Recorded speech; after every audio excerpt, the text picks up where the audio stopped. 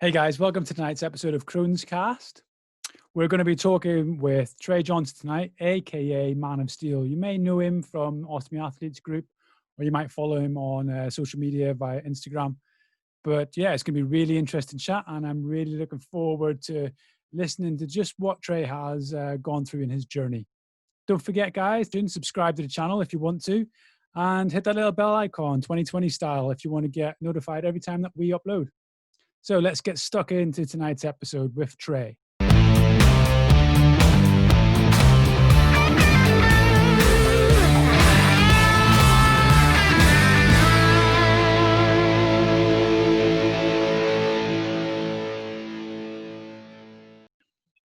Hey Trey, so if you just introduce yourself to the people tuning into the episode. Hi there, everyone. My name's Trey Johnson, and I guess this is my Crohn story. Let's hit it. So, Trey, talk me through your life prior to being diagnosed with Crohn's disease. So I know before Crohn's, before we knew what it was, I kind of had like a seasonal phase of like when I would get sick or when I would notice I would get sick more. And it always kind of seemed to be like when the weather would get really chilly, kind of during like the fall time in like school. I would just get really tired all the time, or I would constantly be like using the toilet a lot more than usual. And I guess it was kind of hard to pinpoint what was actually going on, just because I was only maybe 10 years old at the time when things kind of started acting up. So I didn't really show too many signs that like showed a concern that like, oh gosh, this might be something pretty serious that he's handling. And I guess just over the years, that time when I would get sick kind of just seemed to amplify. I would just be on the toilet a lot longer. There'd be kind of be bloody stools or really dark, discolored stools, very watery. I'd be very just pale and pasty just from using the toilet so much. And what age were you when this was going on? Yeah, probably about 10, just because I got diagnosed when I was 12. So Okay. yeah, right around that time. Pretty young, really, in the scheme of things. Yeah, that's what they say. And I was like, oh wow, I feel like that's like normal for everybody. Kind of seems like that these days. Yeah, no, that's. I think that's possibly the youngest. Well, there's been one or two people that were diagnosed at sort of birth, but I think that's yeah. Most people I've spoken to thus far have been like 18-year-olds or in their 20s. Oh but wow. It's not saying it's uncommon. Most people are diagnosed before they're 30, so like yeah, you're right. well within the bracket. So where in the world were you when you were experiencing your early symptoms? So at the time I was in Minnesota still. My biological dad and my mother and everything, just because they weren't together. So we were kind of just close. And then as I started getting older, I knew that I had family outside of the world in other areas. So then I kind of traveled a little bit more, kind of figured out what I wanted to do, but everything still kind of continued on. So I noticed that was kind of the biggest thing. So it didn't matter where I was. If I was going to get sick, I was going to get sick. I didn't just have to do with the weather, timing of the year, bad spurts, which kind of confused me as far as like, well, what's going on? Like, it's beautiful out here. You know, it's sunny and 75, or it's like hot, humid, and I'm sweating like a storm, but I'm still like getting sick, and I'm having all these just terrible symptoms that are going on. Yeah, no, that's crazy. And I'm assuming that this was all whilst after you've had your diagnosis? Yep. Crazy. So whereabouts in the world did you go? What sort of travel did you get up to? And how was that traveling with your Crohn's disease? Was there any experiences that you had?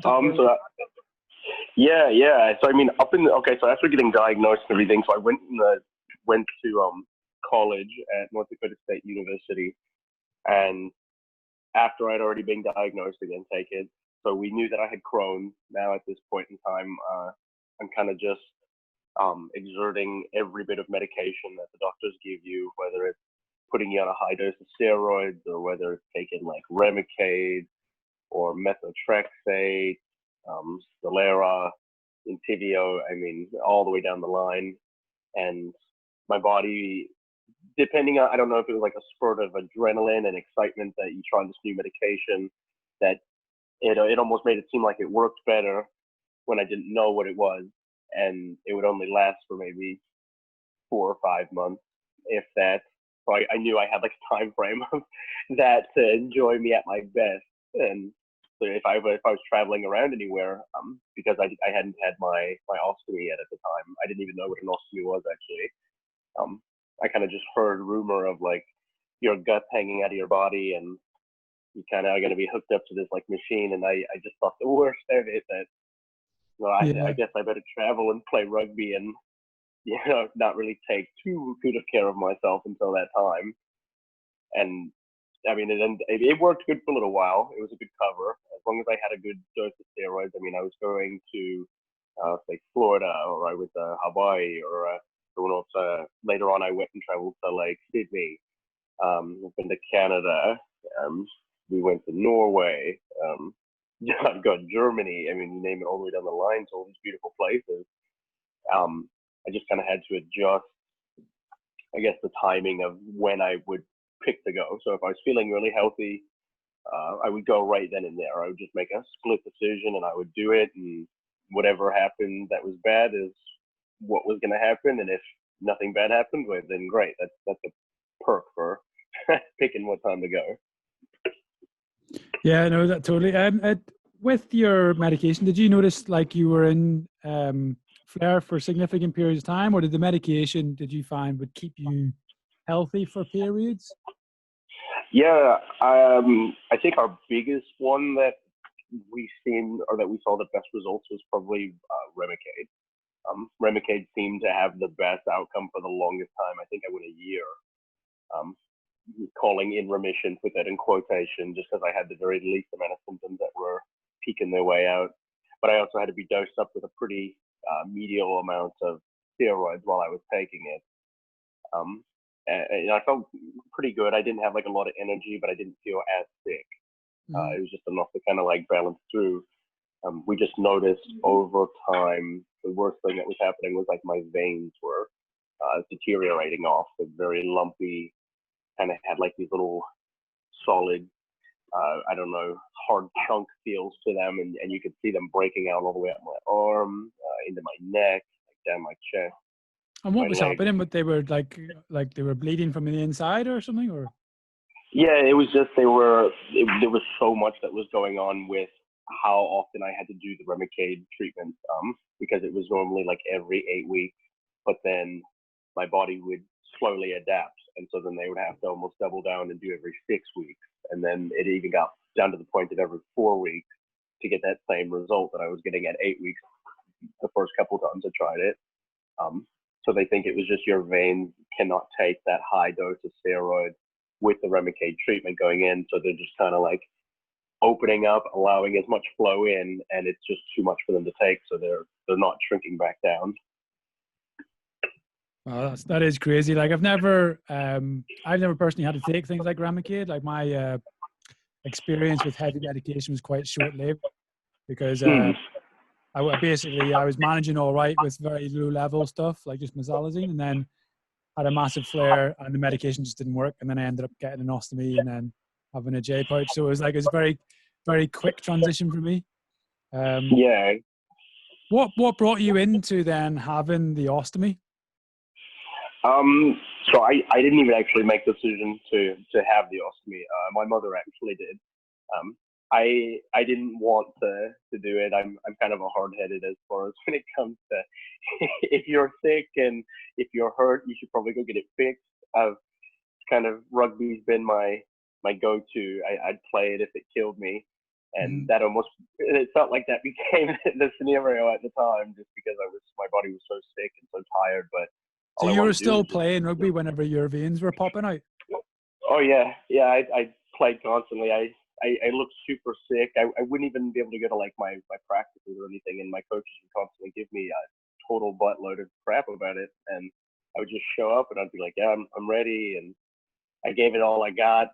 Sometimes it was good, and sometimes it wasn't very good. but they love the heart of it and take it. I was never actually at like my best. I feel good about it. It was just kind of like, oh, Trey's that sick kid. He's probably just doing this just to do it. I didn't know that it would turn out for the better going down the road. And I remember I had just gotten sick right out of high school.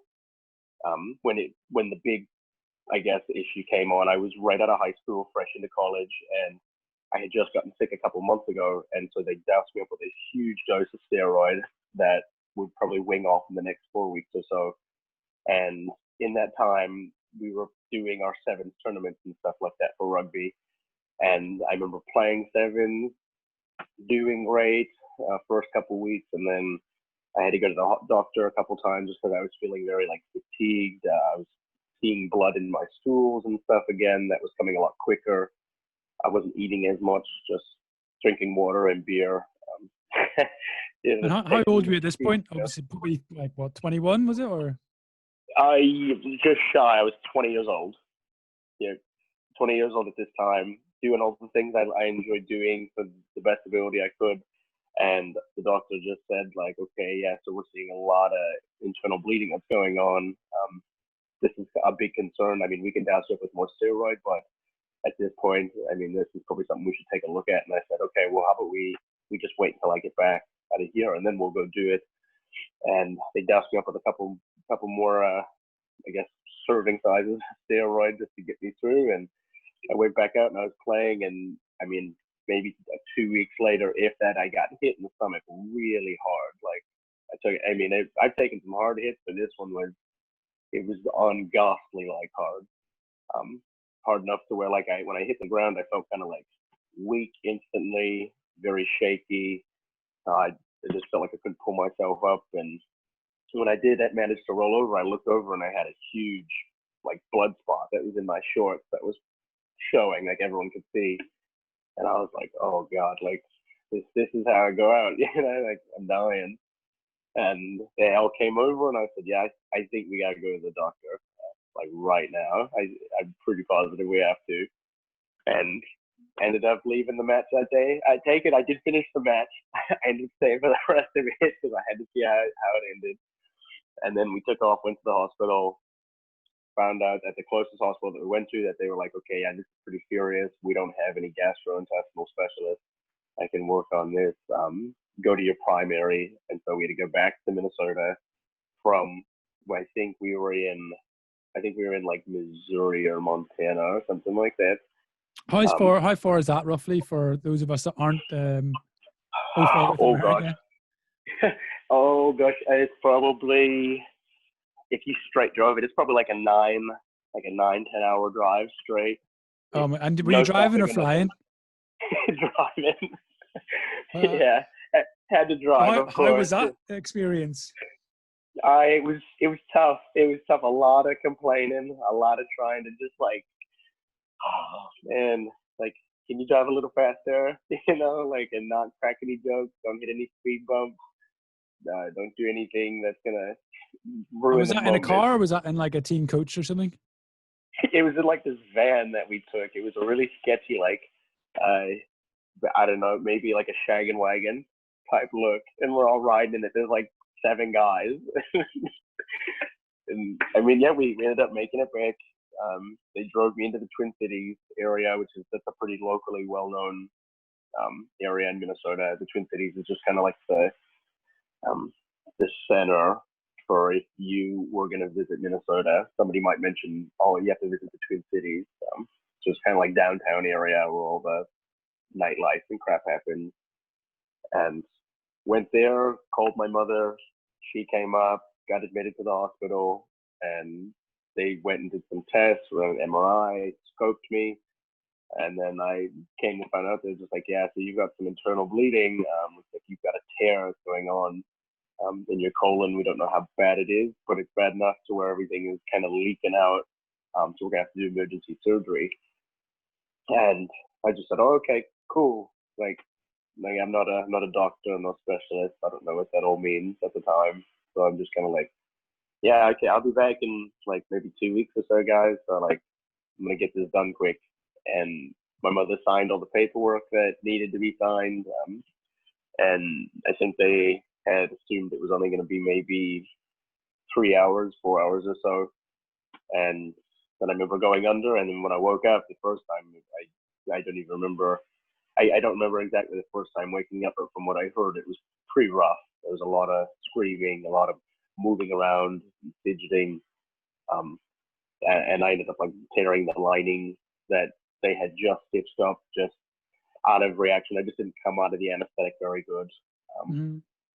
And from when I was able to kind of comprehend and cope with what had happened, they told me that I was out for closer to 10 hours just because the procedure was not what they had expected. They thought they were just going to have to take some pieces out, sew up a little bit of this, a little bit of that. They ended up just removing the entire colon, but it was so inflamed and so tangled and just so shredded that they just were like, oh my goodness, like, how is this kid like playing rugby? Like, he's stupid, kind of, but strong heart. No, totally. Like, I can't believe that. Obviously, the state that you were in, you were actually able to sort of go out, function, and perform athletically. Like, that's some crazy strength. Like, that's Man of Steel stuff right there. Just lucky. Yeah. So I'm assuming then they had to go sternum to belly button sort of idea, slice and dice straight down the middle. Yeah. So I think it was something like that. I think they only went from like my belly button, kind of almost to my groin line. I think that's where they did it because they like put air in, like inflated air to kind of space out the organs a bit, just so they could see everything a little bit more. Kind of went that route. Okay, that's a little bit nicer than sometimes what they need to do. But I guess their real concern was like things like sepsis and stuff. So if there is like stool escaping into that area, that's like, yeah, that gets serious really quickly. Yeah. So how was the recovery? So like I've just spoken to Ant, who's one of the guys that I've chatted to before, and he's literally just elected to have an ostomy because of his colitis, and it was really interesting following him in the last few weeks because he was documenting his experience immediately after the surgery. Just curious, like how was it for you once you sort of woken up? How did things go? Oh boy. Yeah, so I remember right away off the bat, it was absolutely awful. I hated every bit of it. I couldn't do anything. I couldn't sit up on my own. If I sneezed wrong, I would bust the like stitch lining open.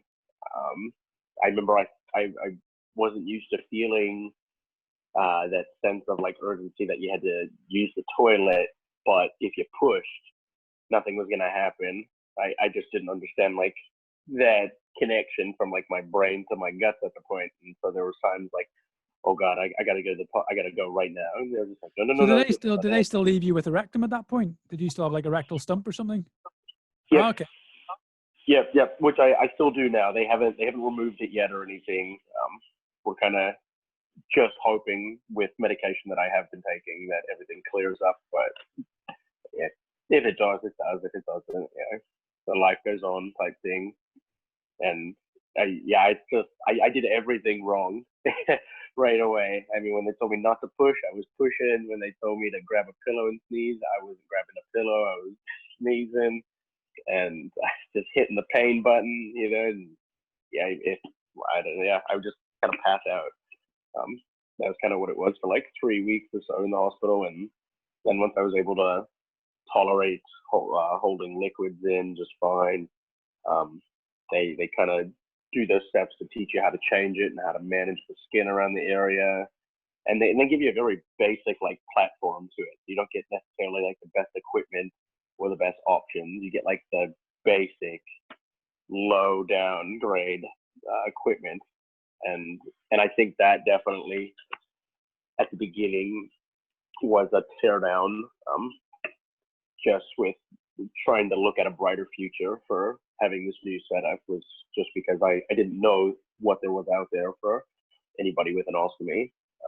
I didn't even know anybody who had one. I thought it was mainly for like old people, when you're closer to dying versus like, okay, this is you're young, you were healthy, or now you're supposed to be healthy, but now I just look sick, and nobody's gonna hang out with me anymore. Yeah, and I think I don't know what your hospital experience was like, but certainly the guys I've been speaking to lately and myself, we all were looking across the ward, going, "Is that my peer group? Is that who I'm hanging about with now?" Yeah, yo, same. I just like, oh gosh, like what am I doing here? Like, I don't belong here, or maybe I do, but not like right here. I need a better room. Like, you know, yeah, it was just not good at all. I mean, the hospital staff was very nice, and yeah, I wasn't mentally prepared for like how big of a change this was going to be, and I think even after some of my teammates came to visit me and stuff like that, and kind of seeing like the look on their faces when they like actually saw what had happened, and like now what they had to do to fix me, to get me good. I mean, even just seeing, though, that they like loved and cared for me and stuff, they couldn't even tell like, okay, yeah, he's probably not going to be playing anymore. He's probably not going to be really doing anything too active with his life at this point. Do you know how much weight you lost at the time? Because I think that's something I've noticed as well, is like that type of surgery really depletes your reserves. So it kind of like a lot of people lose significant amount of weight. Yeah.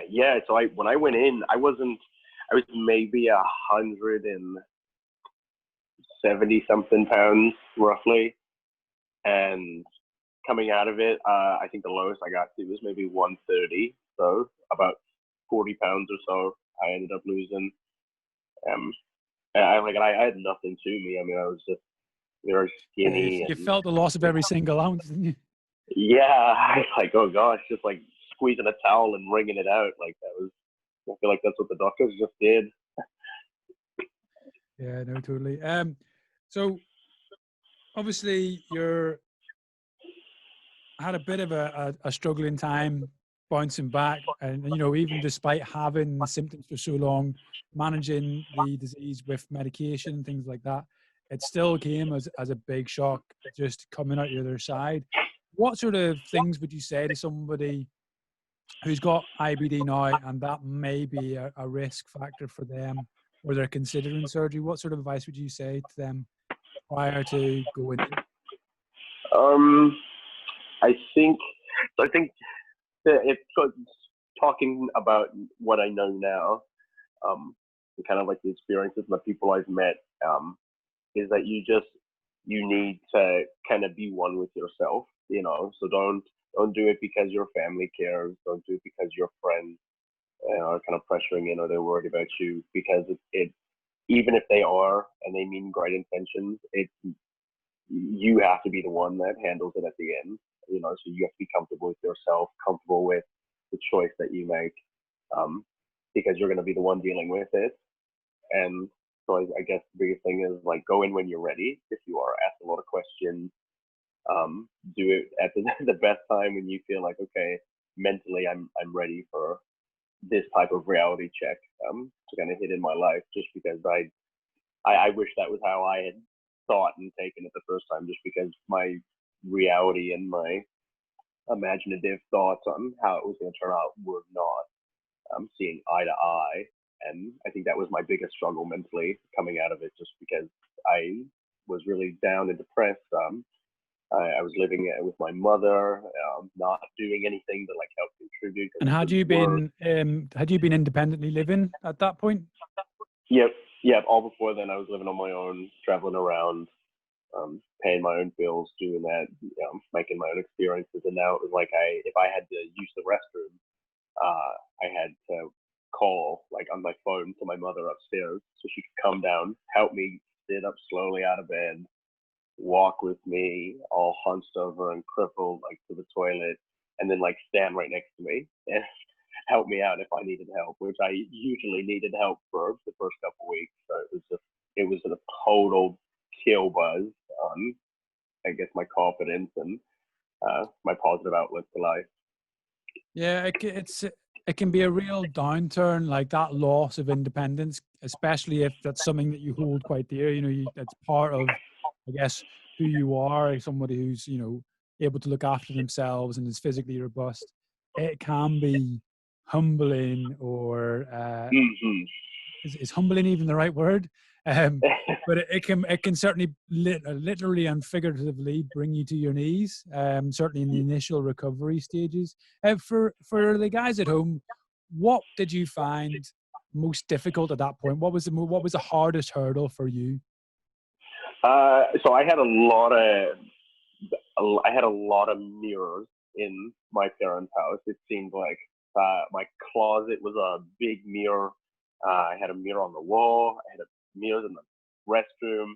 There were mirrors all over, so I was constantly seeing myself struggle all the time. So it's just when I wouldn't want to like look at what is going on, I would just try to look at something else. But I constantly was seeing myself all over, and it just didn't help paint a more positive image so that I could kind of get through the day. And I did a lot of self-reflecting, just kind of sitting there thinking. I'd listen to a lot of music, like a lot of island reggae, kind of just like soothe my mind, kind of block out everybody else, what they're saying, and just really learn about yourself, you know, like start to break down like, okay, let me look at everything, like nothing that bad has happened.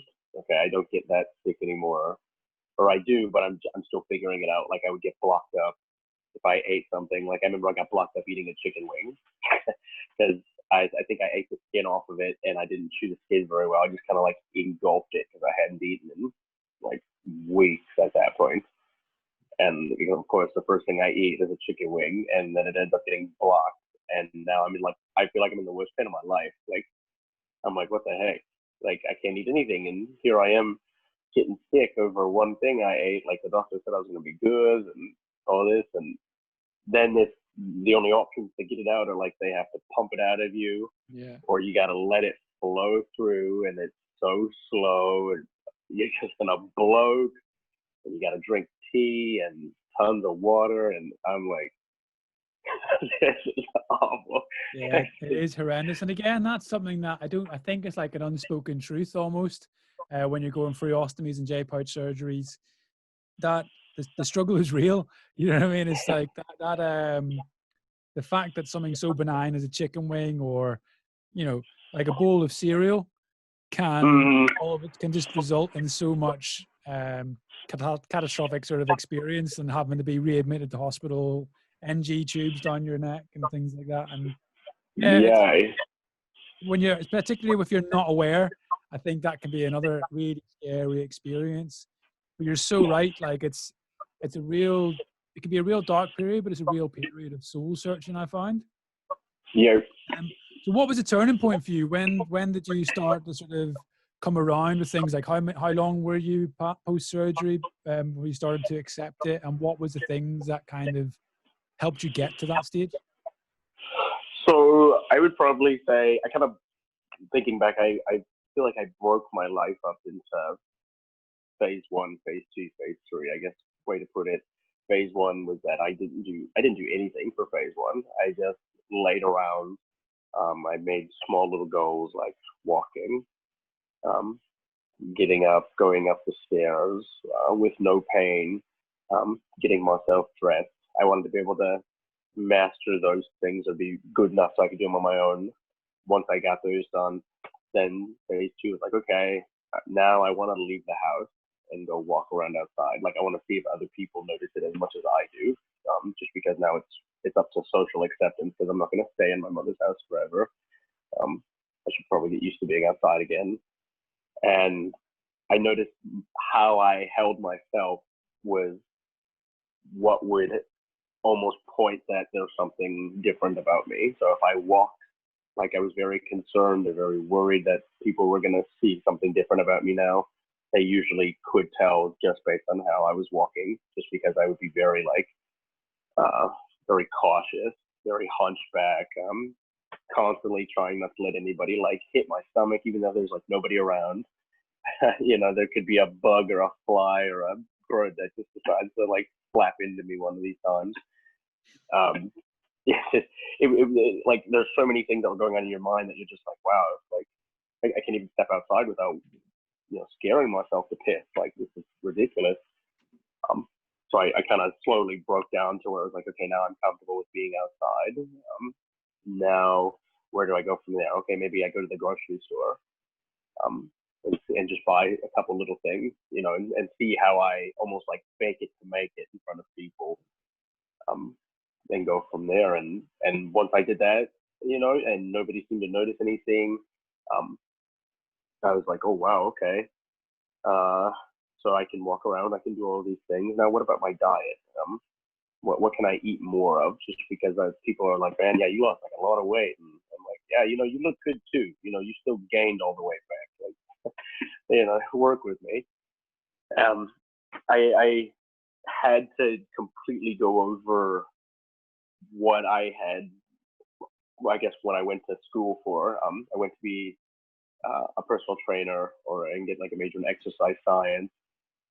So I loved working with people. I loved exercising, kind of fitness, not necessarily diet, but just the actual hard work that goes into like forming your body. And come down to think of it, you always are based on, okay, you got fats, carbs, and protein. So like, what are the healthy food options for me? And knowing vegetables and all that, I quickly learned those had to get tossed out. Like, don't even mess around with those.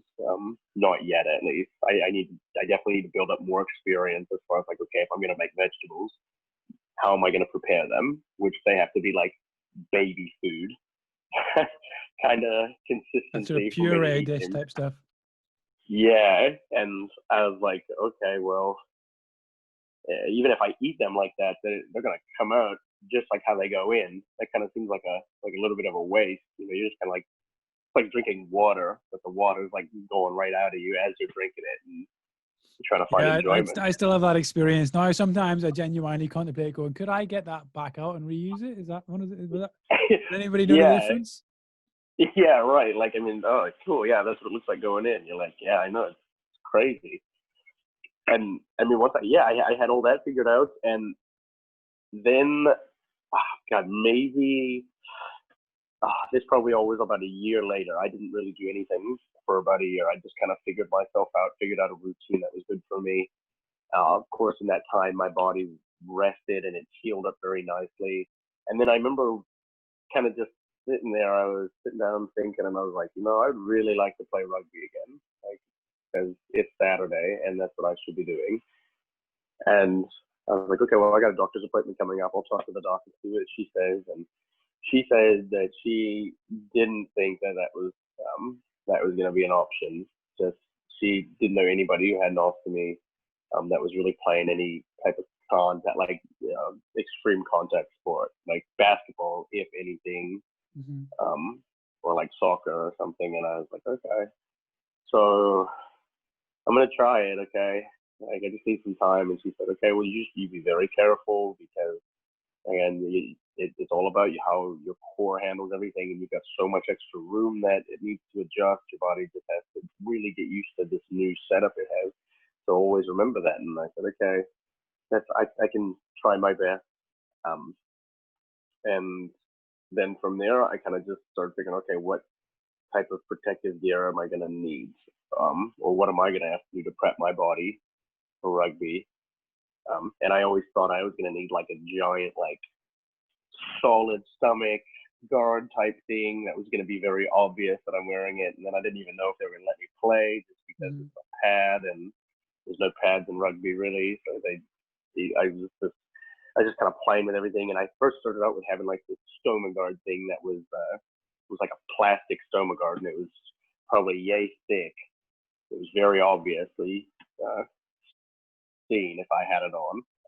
And I didn't like the way it looked, just because I didn't want anybody to see like that. I almost wanted it to match as flat with my stomach as you could get if I was going to play. But I was like, I'd wear it just here and there just to walk around. Once something did work or didn't work, I would chuck it, try something different. How long did you wait before you started getting stuck back into the rugby? How many sort of weeks or months was it? It was a little over a year. Just Yeah. because then I started working out again. Yeah, I started very light. I just did body weight. Didn't pick up a single dumbbell.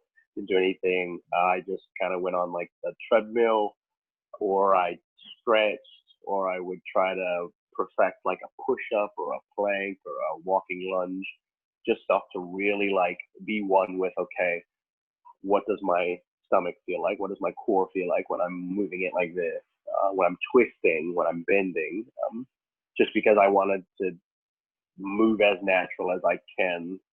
Not like, I know some people who have ostomies, they kind of like move their body around the ostomy, like the ostomy itself is like its own body part, that they will move everything else around it, where I didn't want to do that just because it looks kind of awkward. I think it creates more room for error and injury to do that, just because you're not trusting in like your body and your own setup. And that was one thing I just didn't personally want to stress over. So I would do like a lot of like bending and stretching, and then like leaning onto the side where my ostomy was on, and kind of like crunching to see if it would hurt. Which is not, thank good. Like ostomies are very durable. They're kind of like chewed up bubble gum. They just, you can munch into them a lot. Just don't block their out path at all, and you're good to go. And I mean, yeah, before you know it, I mean, months were going by after that, and my body was getting a lot stronger, like unnaturally stronger. Like I'd never been this strong prior to this point, and I was like, oh, okay, yeah, I got a lot of energy. And then I was able to, one day I just started trying to run, and it was kind of weird feeling at first because I hadn't ran in forever, and I was super tired after just like running one little sprint. And I'm like, okay, I got to get my cardio back up and my endurance. So I started like jogging very slowly for a while, and then I would build up and go there, and then I would add some weights in. And by that point, too, I had met with Richard Hamill he's like the owner of Stealth Belt, and we were talking through via email, and I just told him like, yeah, so I kind of saw your guys' stuff, and I was just wondering if maybe you wanted somebody to like model it off or give it a try, because I'm thinking of going back into playing rugby. And he was like, oh, hey, yeah, I'm down. Like, let's do this, you know? And then he made me my first Stealth Belt Pro and sent it off. And when I first got it, I mean, you get this thin little pad. It's like yay thick. And I was just kind of like, Have you got one there that you could show? yeah, right here, what I'm wearing right now. Oh, okay. So yeah, I mean, it's super, super, super thin. Again, I mean, works wonders. Feels great. It doesn't necessarily take the full blow if you get hit directly in your stomach, but it definitely helps so that all you feel is like the thud of whatever it is. You'll feel it all over your core, your chest, kind of all over, versus like if you didn't have it and somebody were to hit you in your stomach and your stoma's in the way, I mean, you'll feel it directly on the stoma, versus just feeling like a solid like thump, like just like that. And I mean, yeah, before you know it, all of a sudden like 2 years goes by, and I went to my doctor's appointment. First, before all that, I didn't go to any more of my doctor's appointments. I said, okay, I don't want to be at the doctor anymore. I'm just not going to show up. I'm just going to focus on myself. I'm going to learn to do the things that I used to enjoy doing. So my one buddy invites me out to go to the bar, and I'm like, yeah, man, like, let's go. I haven't had alcohol yet, like, since this procedure. So I had to figure out how that worked. Well, I was able to drink like a lot more, but then like my organs would get like stupid on me. Like output would stop like flowing out for a while. And See, I had the opposite. Whenever I would consume alcohol, it would almost not touch my insides. It would just go mouth to bag. And I was like, yeah, it was crazy because I felt like I was like drinking and I just never get drunk. yeah, I had like the same, but it was like, instead of it coming out, it would just get stupid, like just hinder off on coming out. And then once I was done drinking, if I fell asleep or passed out, I'd wake up the next morning, and then it would all catch back up. Like it'd be like, oh, okay, yep, let's go, boys. Like we gotta wake up. Like we got some stuff to push out. So I was like, oh man, like everything's good though. Like I felt great. I felt awesome. Like a little bit of a hangover, but way better than like back in the old days. Like, okay, so I can drink alcohol still and do this, and be okay. Did anybody say anything when we went out? So like, did they notice anything? He's like, no, man, you look great. Like, if anything, people were like, maybe at the time, like, girls, yeah, man, they saw you, but yeah, you didn't really pay much attention just because I hadn't built up social interaction amongst without like my friends. I just didn't put myself out there for like the dating world or anything. I wouldn't know how to break it to them type thing, and and all that. It was garbage. But then my body was just like, yeah, no, man, you did great. And I was like, okay, cool. Well, let's do this again. Like, let's keep going. Let's have some fun. And we did that for a little while I was still like working out, training, eating whatever I wanted other than vegetables. I just cut vegetables out for the most part just because I was like, well, whatever, I don't even like them. So I'll just drink milk and water, and I'll eat tuna and ramen noodles and fast food if I want, and just work really hard and suffer through the cramping later. And then when I finally went back to my doctor, when she like had enough of me ignoring her, I showed back up, and I mean, I was probably 190 pounds. I think 14% body fat. I had muscles in areas I didn't even realize. It seemed like I was putting minimal effort as far as like the diet went. It was just a lot of hard work, just treating my body how I really wanted to treat it. I didn't abuse it or anything. I just was living my life very stress-free if possible, working hard on my own time, and yeah, just kind of like following the simple little steps that I'd created in my mind. And she said she has never. What was it like stepping onto that rugby pitch for the first time? Oh gosh, it was amazing. It was absolutely amazing. I remember when we got there and she saw me. I looked at her. I was like, "What's that, Doc?" And she was like, "Oh my God!" She like had like a tear in her eye, and I gave her a hug, and I was like, "All right, you ready to do this?" And she said, "Yeah, let me just see everything." And I mean, I had to take everything off, and she looked at the area, and she was like, "This is absolutely like if I had to think of a perfect specimen to have in recovery after this type of procedure. Seeing how you started and where you are now, she was like, this is perfect, like flawless. Your stoma size is perfect. It's not too big. It's not too small. It's not too hard around the area. How do you feel?" And I was like, "I feel great. Like I feel absolutely amazing. I don't even. I feel very normal, if that's the way to put it. Like I don't feel like I've got this super ability. I just feel like, wow, this is what baseline healthy feels like. Always, And she was kind of like, yeah. Well, what do you want to do from here? And I said, how about just chill? Like, I don't know. I told her I was playing rugby again, and she said, well, how do you feel? And I said, not too bad. But I took the first couple hits, and they kind of hurt, but I got over it, and my body just adapted, and yeah. And she just said, okay, well, if you want to start taking medication again, that's always an option on the table that we can do. And from there on, I've just been taking, right now it's Entyvio, like an Entyvio infusion. And there's been no change, just with what inflammation is remaining in the ileum. And she just thinks, okay, well, since it's not getting worse, the Entyvio must be holding it out from getting any worse, so it's not getting better and it's not getting worse. The Entyvio is just kind of holding the inflammation from spreading. But I mean, symptom-wise, I don't feel anything. I told her I feel like this type of surgery, from how it turned out now, I think you cured all the symptoms. Right? If you ask me, I'd feel like I'm symptom-free. It's just what you can see on the inside that I don't feel anymore, which.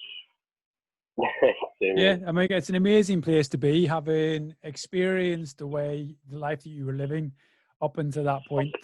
The ramifications of actually just feeling baseline healthy, as you put it, It's like a whole new world. What was I going to say? What would your advice be? So for people that have sort of just come through having the surgery, what would your advice be, like, from your experience? Don't hype yourself up to think it's going to be.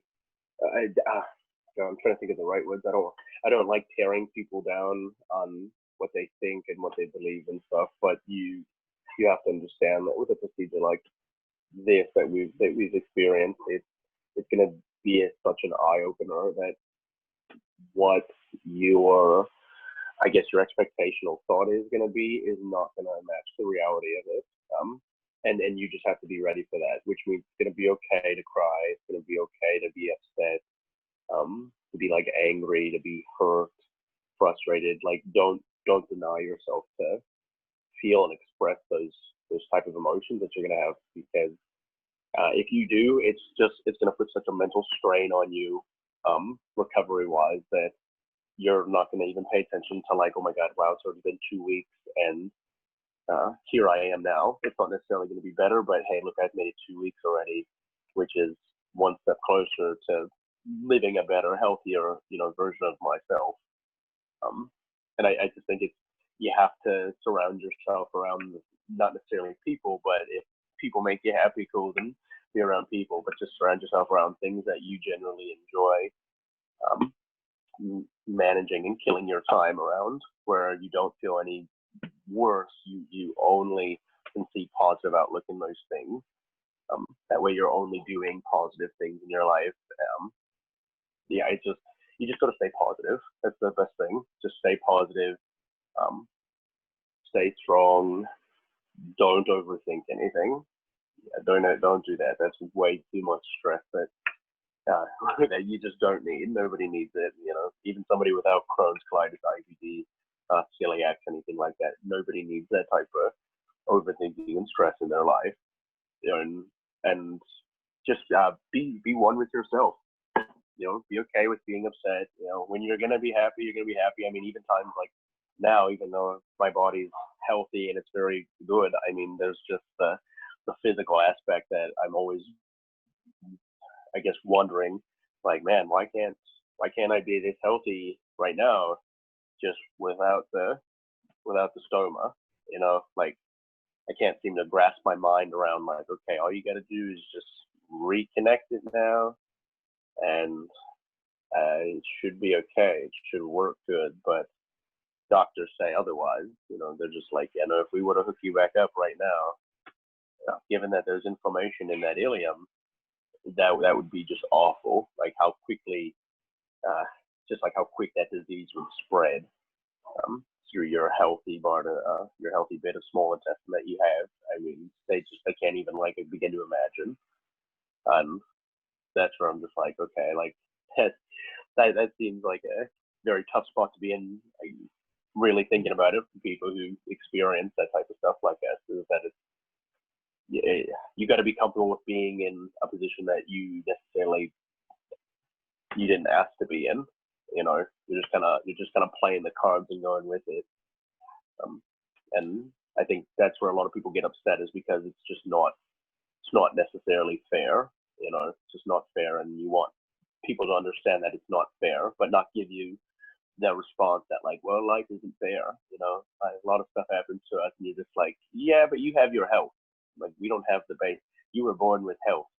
That would be wonderful. I might give up any bit of athletic ability and any bit of money or traveling experience to have my health. Because if you take that away.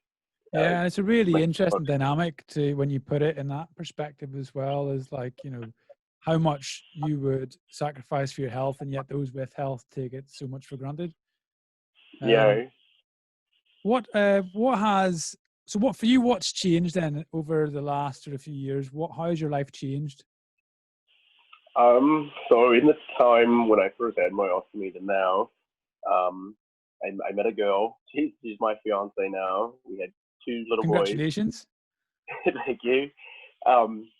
And just thinking of that, those were things I I didn't imagine that I would get. I just thought so little of myself. Like, okay, no girl would want to date a guy with an ostomy. Especially like being younger. I just assumed that I was going to be older or meet somebody older. That way we get time to like mature, and you're not necessarily in like the partying, going out, scene, being like in a swimsuit at the beach, which those are all things I love doing. So I would just do it by myself if I didn't have somebody.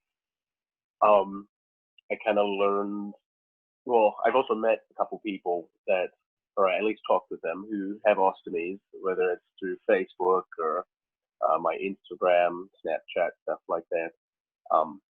And you seem alone until you really get the bigger picture of like what's going on in the world, and that you're honestly not alone. You may not be in the same area, but you're definitely not alone. And these are all things that you just got to go out and explore. And so I learned that, okay, just being patient, and keeping a very like open mind to everything is definitely for me the best way to keep like my sanity for when I'm having a tough day. And I just don't want to like look at myself, not necessarily that I am disgusted. I'm just like annoyed. It's just like, oh gosh, yep, I see you. Yep, I see that thing right there, and it almost feels like a fuzzy dream at times. Like I'm doing great right now, but I'm waiting to wake up still and just be like, oh man, wow, like I'm still sick and I'm 12 years old, and do all this. It's I've just learned to be very very in touch with like the reality and kind of the experience aspect that comes with like having ostomy, and just don't think of anything. Don't think of anything stressful in general. So that brings me on nicely to the next sort of question: is what has going through this experience, what has it taught you about yourself? Oh God, I'm very stubborn, like super stubborn. Or determined? I don't. Yeah. That's the drinking balance right there. But like you call it stubborn, I call it I'm just determined. And some people might be like, well, you got to think of, because you've got a family now, you got to think of that, or you have to think about your health, or you have to think of this. And I think just after how sick I did get, and kind of the experience I went through, I'm much less scared of like the worst case scenario that happens, which plays good. It for me, I guess, because fear is what's going to hold people back from really going out and doing those things. It might not necessarily be like, okay, I don't think that my setup is going to hold or anything. They're just afraid, like, what if it doesn't? Or what if somebody sees it? Or what if I didn't bring enough supplies and I need to change? Or what if my belt rips? Or, all these things. And that's just the mindset you don't want to have, because you are gonna be the one that like pushes yourself from going out and doing some great things with your life. And I try to lean on it that like, okay, I'm not the brightest bulb in the pack at all. I think I'm a one of a kind for my own situation. With over the years, mental training and kind of just the experiences I've done, I've been able to kind of like callous over my own fear in some way, just to help me get through. So like if there's a 5K going on, I mean, I'll run it shirtless and have my bag, well, not my bag, but my self belt out, protecting it. And I just don't really pay attention to people, so if somebody stares or something like that, which they usually never do, but if they do, it doesn't really bug me at all. I just don't pay attention to it. Or if I went skydiving, and that I was just more focused on the fear of like hitting the ground than my bag ripping off. I'd be like, well, it doesn't matter if it rips off, because if I still hit the ground, like it's such a crazy experience as well. Like how many, was it a tandem dive, or were you doing solo dives? Or Yep, I did a tandem dive just because it was only my first time. I think we went up 15,000 feet. That's epic. It was incredible. Like I totally forgot that I even had an ostomy when I was falling, and Did they tell you how long your free fall was, or can you remember how long your free fall was? Yeah, it was about May. Okay, so from the time we jumped out to the time I pulled the chute was probably 45 seconds. And then after I pulled the chute, it was probably 3 minutes or so of just kind of like coasting to the skyline and just looking at everything. And then, like 30, 40 seconds later, and then we landed. And then I threw up because I was super excited. Did you get the bug? Yeah, I did. Yeah, I was excited. And then before we had jumped, I went with a couple buddies of mine, and we all took shots of like Fireball before we went up. And I was like, okay, yeah, that was hype, man. Like, let's go get our video footage. And I said, okay, yeah, I'm gonna go take a pee quick. And I turned around, and when I turned back, and my buddies weren't looking at me, I was like, oh god. And I ended up like throwing up like right there, and just kind of was like, oh god, like I don't know if I was excited or what, but that just it just like happened. Just a tactical sick. Yeah. Hopefully nobody saw that, and if they did, they just don't say nothing about it. Oh man, yeah, no, like but it's crazy though, like the amount of stuff that you've been able to do, and I think it's one of the difficult things is like you said earlier, is you can get so lost inside your own head, and you can become the biggest obstacle to not doing anything. Mm-hmm. And that's certainly I've noticed it in myself a few times and things like that. And one of the things I noticed whenever I first started going out and going like poolside and stuff with an ostomy was actually nobody cared. Do you know what I mean? It was like people have their own stuff going on that they're wrapped up in, that they're getting social pressure in their own minds about. And actually, just because you've got a stoma, it doesn't even feature in their day. It's like realizing that sometimes, like, what's the worst that can happen? That somebody goes, "What's that?" and you go, "It's an ostomy." You know what I mean? It's kind of like difficult to get to that stage, but once you get there and realize how insignificant it might be to somebody else, it's crazy. Yeah. Oh, exactly. Yeah, that's actually probably the perfect way to put it. Just because, like, if you were to go to the beach, and say there's 100 people out there. I mean, I'm just looking at it now, like from the times we've been to the beach.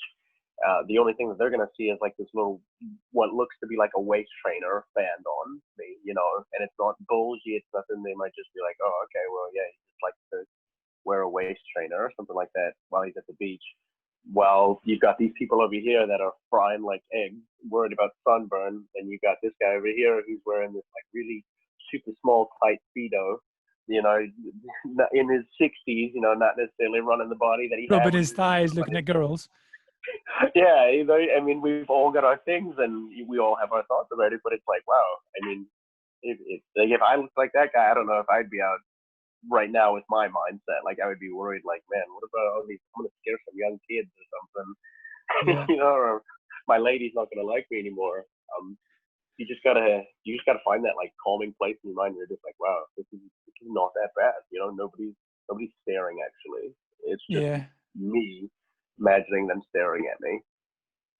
Yeah, no, totally. And it's such a big, sounds so obvious, but at the same time, it's very difficult to realize it when you're going through it. What was it like for you? Sort of like, what was your personal experience like then? When you started your first date with your now fiance, or when you first started getting back in the dating scene, how did you find that? Oh gosh. So she played rugby too, at NDSU University that we had both attended to, and I remember she was just messaging me and stuff, and I had been told that like all the girls on the rugby team were lesbian, so I didn't really like plan on searching for anybody, and so when I was getting like these messages, I was kind of running with it, and in the back of my mind, I was kind of like, oh god, maybe she like broke up with like her lesbian lover, and this is just kind of like her fallback to get back on it, and I just kept it in my mind that way, and I had to ask, like, you're not lesbian, right? It was like, what? Like, no, and I was like, oh, okay, well, I heard that a lot of the girls on the team were lesbian. She's like, well, yeah, that's true, but like I'm not, and I was like, well, thank goodness, so you do like me, and I mean, it was. We went and actually got sushi like our first date, and we ended up staying out for hours. I mean, we were the last ones there, and up until that point too, she had seen my Instagram and stuff and added me on Snapchat. So I kind of used my Instagram as kind of like, I guess, my open up to myself so people can see that like I do have an ostomy. Just because I'm not really one to flaunt it. So in public, really. she already knew through that before she actually started dating yourself? Yeah. She just hadn't seen it like in person, up close. Which, like I said, to me, that's just kind of my introduction to it. You know, if you follow me on Instagram, you know that I have it. Just because, like I said, I'm not one to express it out in the open, like, yep, I've got an ostomy and I'm proud of it type thing. It's not my forte. You know, if other people do it, it's great. I love that they do it because I like seeing that around. I just don't think I can put it off very good, just given the type of gentleman that I am. And yeah, I mean, from there, I mean, we kind of just worked together just to be comfortable with each other, just because I did tell her like my biggest fears are just like this right here. Like, I'm just not super proud of it. I'm super proud of what I've made of it, but it's just like bringing back to like being a little kid, and being sick. You know, I kind of just forgot what it's like to be able to see my belly button all the time, or to not have this bag constantly on my side. You know, it builds like a lot of weight on my shoulders to know that this might more than likely be a forever thing. And I guess I just think about when I get older, when I'm not in good shape anymore and I'm not decently okay looking, and my skin and everything's gonna be all wrinkly, and you know, maybe I'll be walking and maybe I won't, depends on how many rugby injuries I get. You know, am I gonna be okay with having this on my side still? You know, like, am I gonna be just as strong enough to be able to continue to push on in life? That I think that's always been my kind of my biggest it's a justified concern. You know, it's a real concern for a lot of people. So what are your plans for the future? What are your hopes regarding sort of the disease, regarding obviously life, getting married, and you know, rugby world type stuff? What's happening? Right now, I'm just focusing on again, just like rugby and living life to the fullest.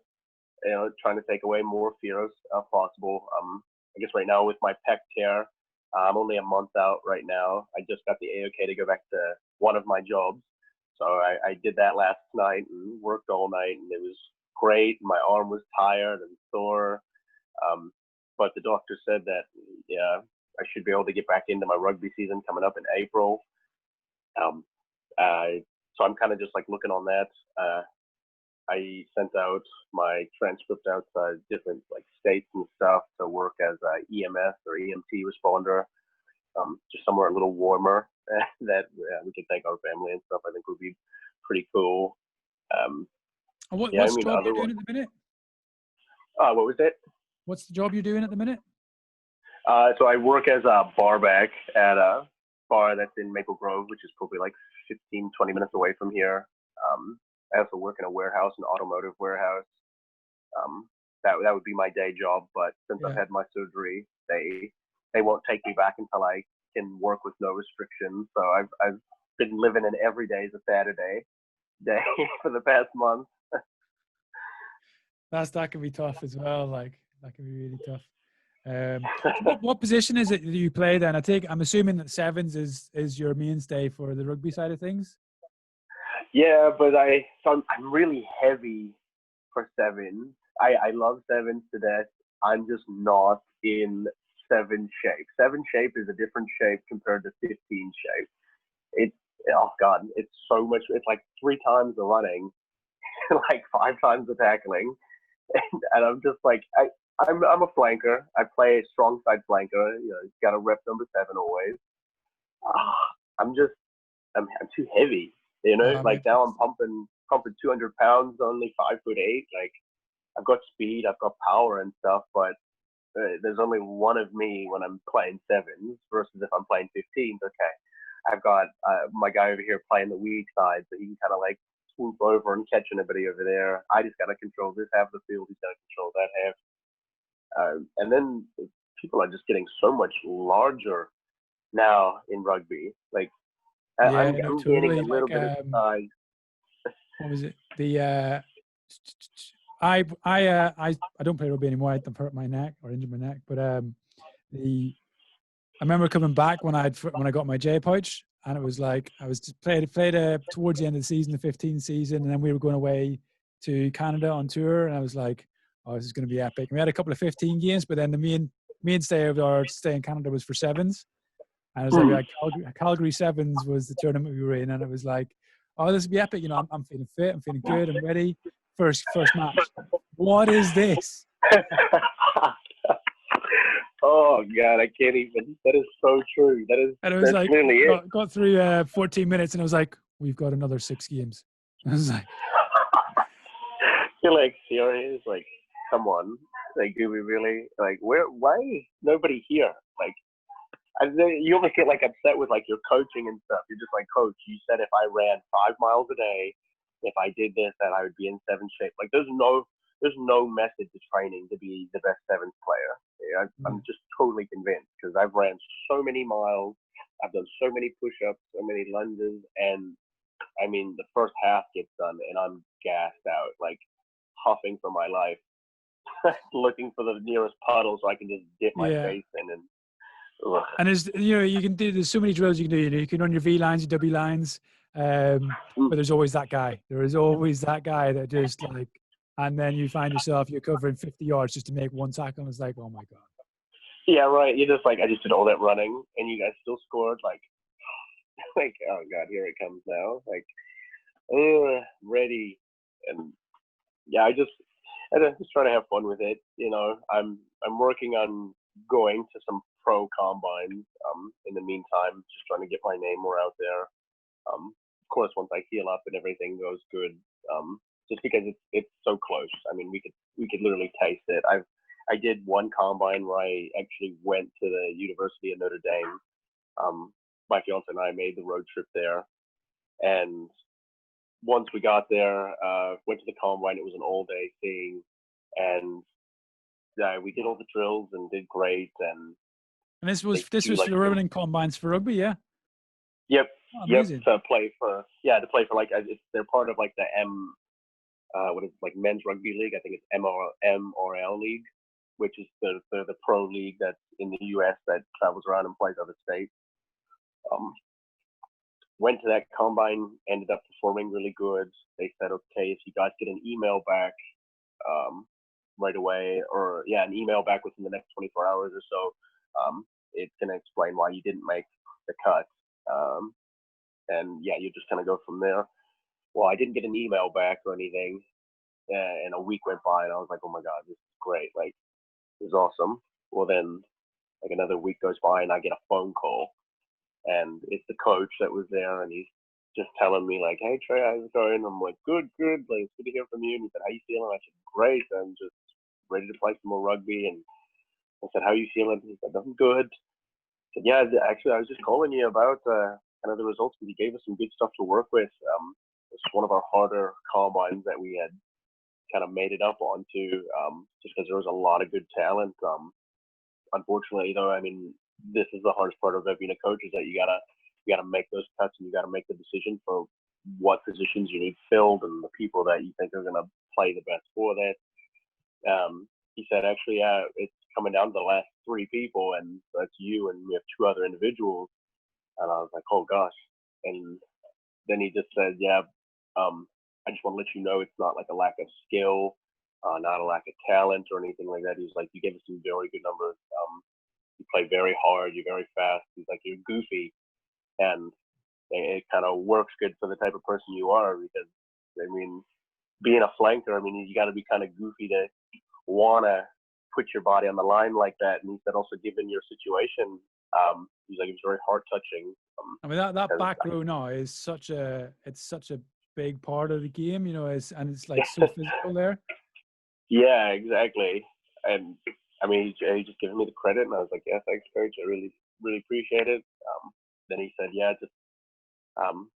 unfortunately, we're looking to fill a position, a specific position that just even with your talent and your skill and stuff, it's not where we need to put you. So like now we're gonna pick between the last 2 guys, which obviously meant that they were probably picking like a 8 man or something like that. Somebody who's a bit taller, lankier limbs and stuff. And then he said, but don't worry, I have all your information. I'm going to send it out to the other coaches in the league, other programs, with all your stats and stuff, and see how you did. And he's like, I wouldn't be surprised if you got a couple invites to some more combines and stuff just to give them a taste of it. And I said, yeah, thanks, coach. Like, means a lot. Deep down in the heart, I kind of wish I would have just got that email instead of having to hear the voice. But I was happy that, okay, cool, at least it's not like in my head. I've definitely got something I can show here and I can prove, and it's very like empowering for other people with ostomies and with other autoimmune disorders. Yeah, and wow. that's one of the things that really when I seen you crop up on the Ostomy Athletes page, and I think you mentioned you'd commented on one of my posts, and then I was like, I've seen some of your stuff on Instagram. I was like, this guy is like legit smashing it up on rugby, and he's got an ostomy. Because I thought initially, maybe he's got a J pouch, and I was like, no, this guy's got an ostomy, and he's like, it was one of those things. Like a number of people asked me previously if they could play rugby with an ostomy, and what are the implications of. And it was a concern for me just going back with the J pouch, and I was like, oh, is this gonna be like all right? Am I going to end up rupturing this or something? And they're all legit concerns, but it was just like the level of, or the standard of rugby that you've been playing with an ostomy. I was just like, well, it's possible. Do you know what I mean? It's clearly possible. And I think one of the guys I have recently spoken to was asking me, I just went straight to your page and went, there you go, follow this guy, he's doing it. Yeah, I just say, I don't know. I just tell them like, yeah, you just gotta play. Just do like and we've all got what makes us happy. Just go into it, no fear. I mean, the worst thing has happened already. And to me, I'm taking it like after your procedure, that was the worst of it. Now, I mean, if something bad was gonna happen, I'd rather go into it full force, knowing that I'm going into it almost carelessly, very happy, very open mind, because injuries are going to come, which I've had injuries in rugby. I mean, I tore my MCL. I've like split my face open. I've broken fingers, my shoulders, my hands. The list goes on. I've had a couple, a couple times I've gotten hit in the stomach where I definitely felt like almost like my organs like space out for a second. Like I took a hit so hard to the abdomen trying to be macho man running down the field, and I end up just trucking the first guy I see, and I won, but his head or something hits me in the guts, and it almost knocks the wind out of me, and like puts a pause on like my digestive system. It was like I don't even think anything was nothing was moving through. I just passed the ball off, and I just kind of like sat down for a second, like tried to breathe, and I was like, okay, oh gosh, what just happened? Like, and then it was almost like I felt like I got hit so hard, like my organs kind of like punched up into my ribs a tiny bit, and then a couple minutes later they just like relaxed, like they just settled down back into where they're supposed to be. A bit of a spine tickler.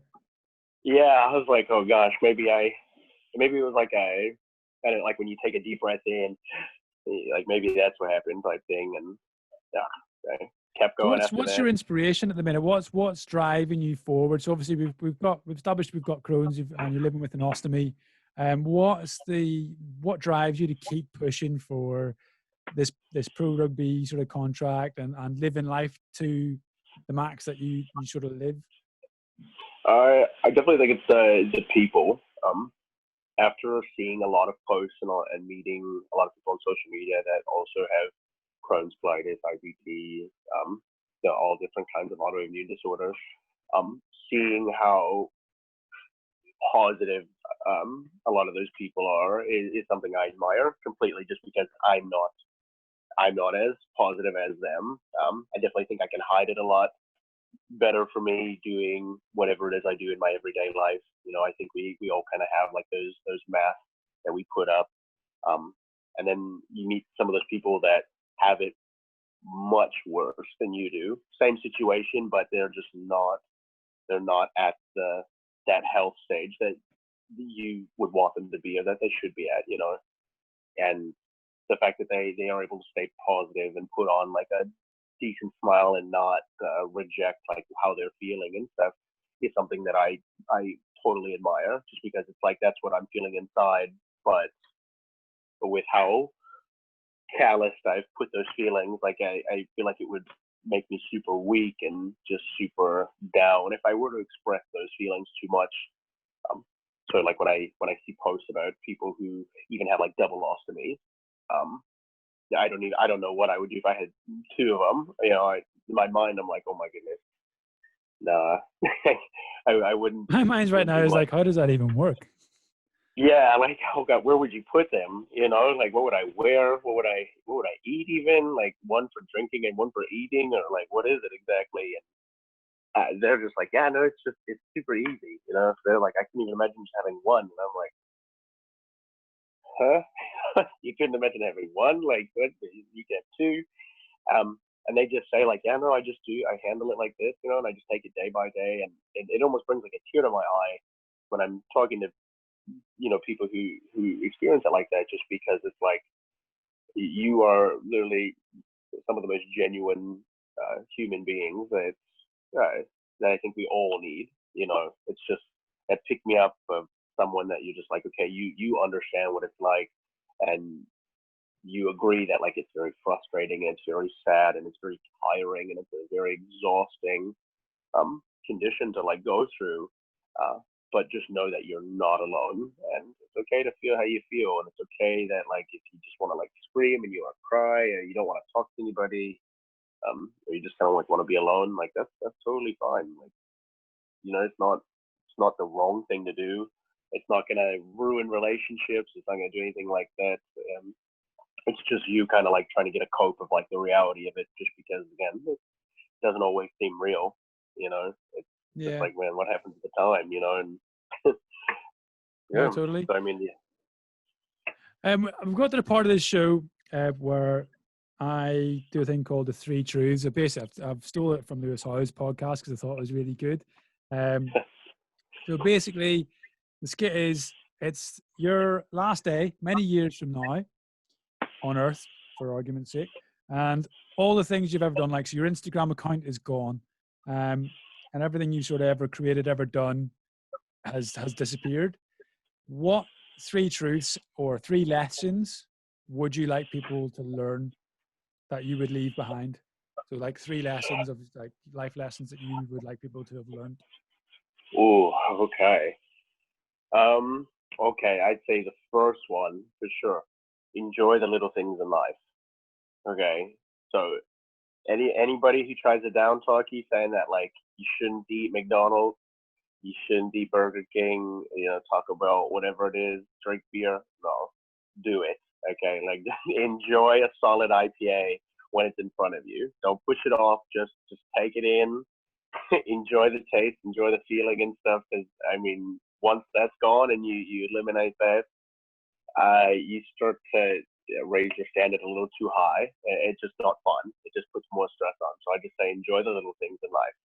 Fight the cramps, walk through them, laugh when it hurts, and just keep pushing forward.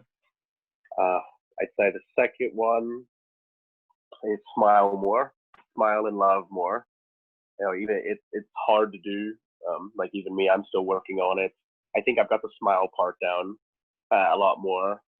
But the actual like the love part, it can be expressed differently. Like you have love for say your kids, just because they're precious, innocent little hell raisers that even when they're messing something up, you see yourself in them. But maybe for your significant others, if you guys get into a stupid argument or something like that, or you just don't agree on something, instead of pounding it in your mind that you've got all the time in the world to make it better, just suck up your pride and make up right then and there. It just get it done with. Okay. argue through it if you have to, but do it right then and there. Take care of it. It's going to make everything so much easier on you guys. It's going to make the relationship that much tighter, that much more bright, and much more loving. You're going to have more happier times if you just kind of like take it right then and there, because you never know when it could be gone. And then, say for the third one, oh gosh, I'd say for the third one, if you're thinking to yourself, this is not a good idea because you're afraid, just do it. Like, don't fight it, just do it. And even if you do fight it, that just makes it that much more exciting. You know, it could be something as simple as a road trip very far away, and you're just like, oh, what if I run out of money? Or, oh, what if my car breaks down? Or, oh, what if this? Just do it. It makes it's so fun. You're gonna hate it if you don't. You know, if you lower your standards based on too much logic and anything, like what's logic anymore these days? Because logically speaking, if we were to go back, you know, a couple hundred years, for people who have, I guess, diseases and disorders like us, I mean, we'd be goners. You know, medicine was not as great as it is now. If we were to take us and push us back into the late time and we showed them, like, yeah, look what I got, they'd be like, what is that? Like, how are you living with that? Like, that's impossible. You're like, it's not impossible. It's, you know, yeah, no, totally. I really like them. They're like, you know, very clear values to live by, really, isn't it? So it's just like that. Don't sweat the small stuff. Enjoy the small things in life as well. Do you know what I mean? Like, it's so important to be able to, especially when things are difficult, just to be able to enjoy something, that small experience, and take joy from it. And cheerful in adversity. I really like that sort of ethos. You know, when you're going through it, just smile more, try and be happy. There's always something worse. I guess find that cheerfulness in adversity and you'll be going a long way. And yeah, face your fears. Just, you know, face your fears with no fear, or however you want to take it. Definitely. Yeah, exactly. I mean, we've all got it, you know, so it's in every single one of us. It's so hard because you've got to give credit where it's due, but you also got to accept that, like, if that's how you are too, you have to be very real with yourself. So I could tell everybody, like, yeah, man, you just got to smile more, you just got to be happy more, be honest. When I've got things that I have to work on, like, I smile a lot too, but there's also times when I get so down and so frustrated. Somebody could throw the same words back into me and be like, well, remember, like what you said, Trey, just smile. And I could be like, man, fuck off. Like, and your body's just going, the struggle is real. Yeah, you know, like, and you just gotta kind of be like, oh, I know, man, I know. I'm so tired. I just need a hug right now. And let's go grab a bite to eat. I'm probably hungry. You know, like, just let's move past it. Let's keep going. And it's just however everyone's gonna feel different or express it differently. Just mentally get ready for it. You know, we've all got our different ways of dealing with it and kind of getting into those baby steps. You know, and yeah, I mean, just enjoy your life. That's what it should be about. You know, and there's many options out there, and there's so many people that you can talk to. And I mean, even just talking to somebody that seems to take a huge amount of, like, burden and pressure off your shoulders. Even if you never meet the person face to face or anything, but just to know that you're like, okay, I have a way to reach you still. If I just had a concern, or if I had something I just wanted to vent about, or I just wanted to hear somebody else's story, just so I could kind of express my my genuine, like, man, dude, I totally feel for you, or yeah, love, like, I totally understand, like, what you're feeling. It just words cannot explain. Yeah, and that's something that I think is really positive in our community, that empathy that we all have. You know, when we do reach out into those social groups, be they internet-based or be they, like, socially based in actual real life, the level of empathy, I think, is, well, in my experience, unparalleled. I'd just like to take a minute just to acknowledge yourself, Trey. Like, I just want to say thank you so much for being such a humble person in how you just conduct your life and sharing your stuff as you do on Instagram. You know, it is an inspiration to others that are going through this journey. So thank you so much for that. And I really hope you are successful in your endeavor to get this pro contract with the rugby in the USA.